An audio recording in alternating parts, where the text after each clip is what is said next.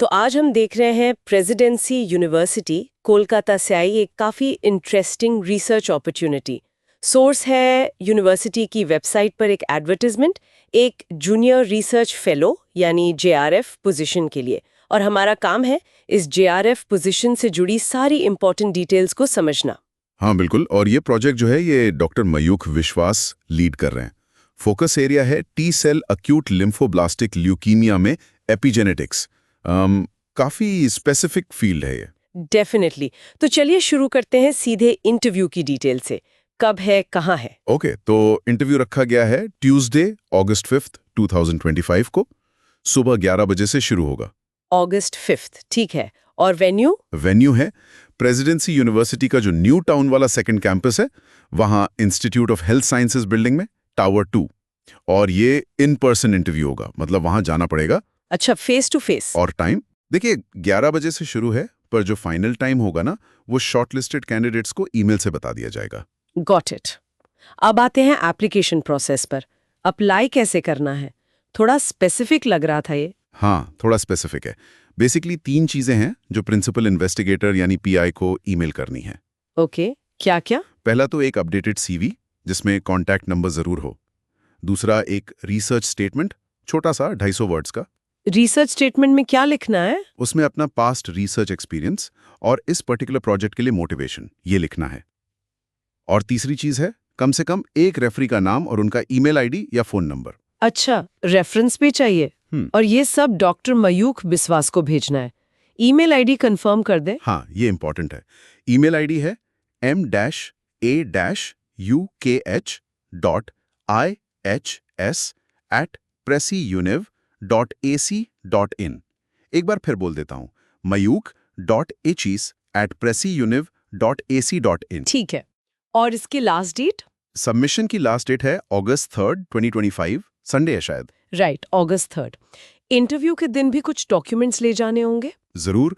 एक तो सीवी की हार्ड कॉपी ले जानी है, फिर वो जो रिसर्च स्टेटमेंट लिखा था उसका प्रिंट आउट, और बीएससी एमएससी की ओरिजिनल मार्कशीट या ग्रेड कार्ड्स, साथ में नेट या गेट का जो रेलेवेंट सर्टिफिकेट या स्कोर कार्ड है वो भी। ओरिजिनल्स या copies? Well, self attested copies भी एक्सेप्ट हो जाएंगी इनिशियली, लेकिन अगर सिलेक्शन होता है तो ओरिजिनल्स वेरीफाई किए जा सकते हैं बाद में, तो ओरिजिनल्स साथ रखना बेहतर है। ठीक है।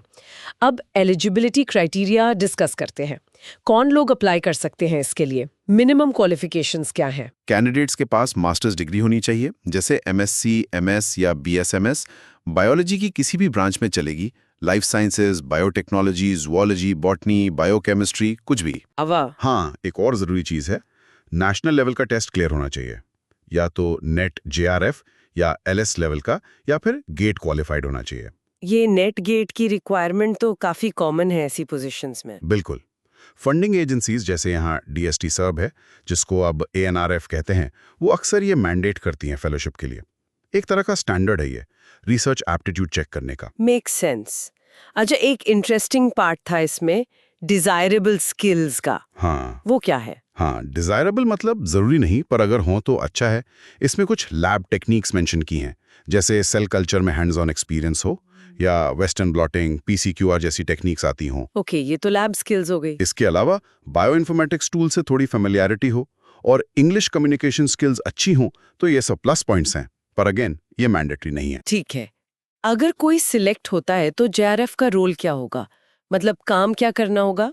यहाँ रिसर्च काफी फोकस्ड है। फेलो का मेन काम होगा टी सेल एएलएल में क्रोमेटिन मॉडिफायर्स के रोल को समझना, और वो भी एपिजेनेटिक्स लेवल पर। एपिजेनेटिक्स मतलब जीन एक्सप्रेशन को कंट्रोल करने वाले मैकेनिज्म्स, राइट? बिना डीएनए सीक्वेंस बदले। एग्जैक्टली।